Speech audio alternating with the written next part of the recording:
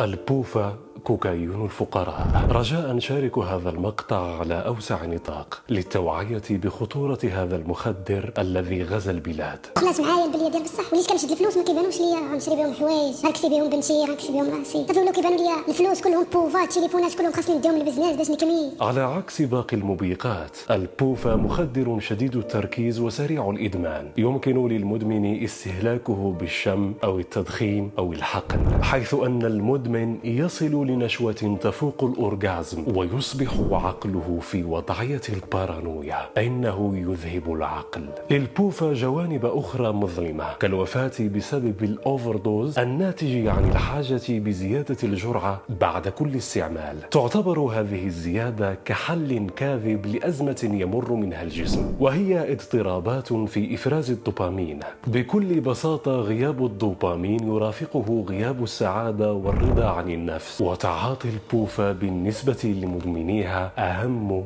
من عائلتهم. ختاما يا أصدقاء، أدعوكم لمشاركة المقطع لكي يصل إلى أكبر عدد من الناس. كنتم معي أنا حمزة، دمتم في رعاية الله.